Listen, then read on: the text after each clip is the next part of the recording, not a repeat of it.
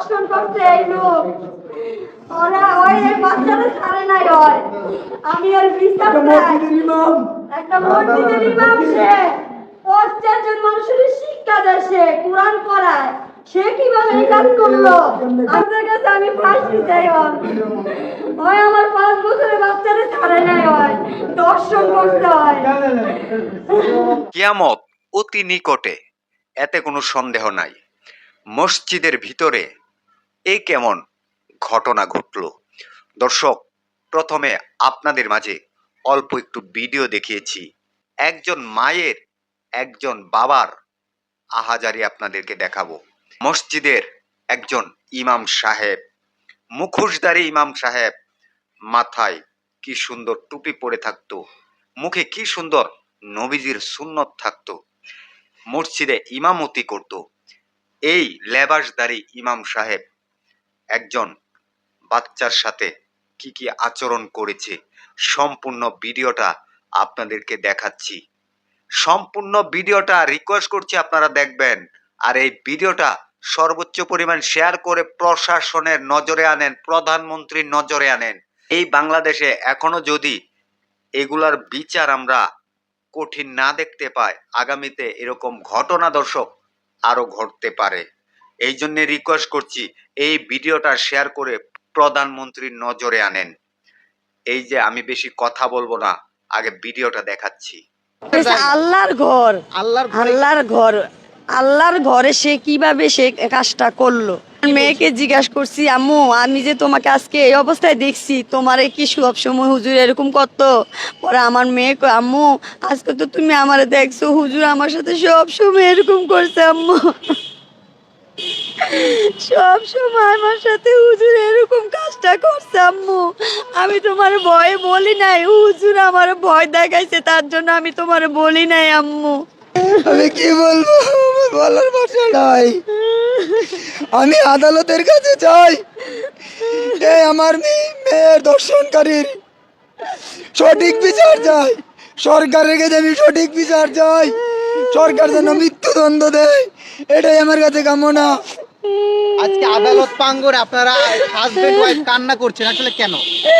আমার মেয়েকে, আমার মেয়ে হয়তো আজকাল বেঁচে আছে, আরো যদি এরকম করতো আমার মেয়ে মৃত্যু হয়ে যেত, ওরা আমি কি নিয়ে বাঁচতাম, আমি কি নিয়ে সংসার করতাম, আমার ভবিষ্যৎ কি আছিল?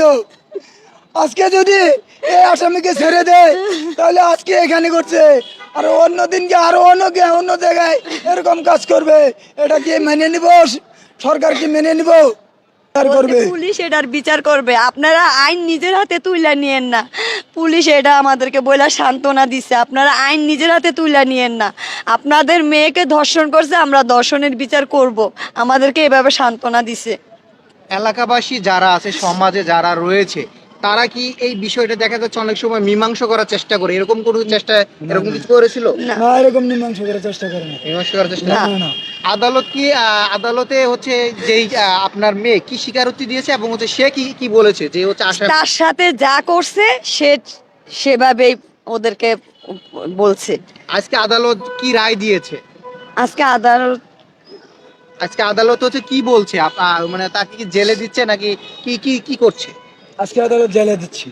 আজকে আদালত তাকে জেলে জি, জেলে জেলে দিচ্ছে। দিচ্ছে। হচ্ছে আসামি আসলে আদালতকে কি বলেছে একটু যদি আমরা আসামি আসলে বলছে আমি মানে এটা করি না, আসলে আমি ভুল করেছি, এরকম করছি, কিন্তু সে এই ভুল করো কিন্তু এটা আমাদের জজ জিনিসটা বুঝতে পেরেছে আসলে এটা সত্যি ঘটনা, সেটা আমলে নিয়ে তার স্বীকারোক্ত জবানবন্দিটা 164টা রেকর্ড করেছে। উনি এটা ওনার যে, এবং এটা এই ঘটনাটা একটা পুরো আলোচিত ঘটনা ত্রিশালে, এবং সমগ্র মিডিয়াতে এটা প্রচার হয়েছে।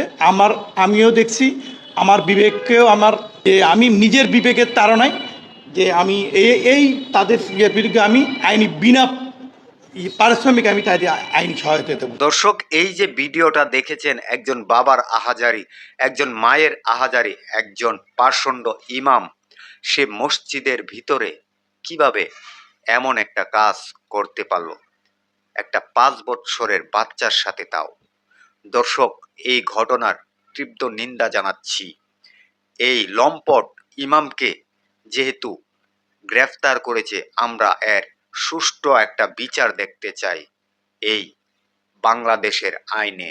দর্শক, আপনারা অবশ্যই কমেন্ট বক্সে কমেন্ট করে জানিয়ে যাবেন এই লম্পট ইমামের কি সাজা হলে আপনাদের কাছে ভালো লাগবে। অবশ্যই সেটা কমেন্ট বক্সে কমেন্ট করে জানিয়ে যাবেন। আর আপনার আশেপাশে যদি এরকম ঘটনা ঘটে যায়, অবশ্যই প্রতিবাদ করবেন, আইনের আশ্রয় নেবেন। সবাই ভালো থাকবেন, সুস্থ থাকবেন। পরবর্তী কোনো একটা ভিডিওতে আপনাদের সাথে দেখা হবে। আসসালামু আলাইকুম।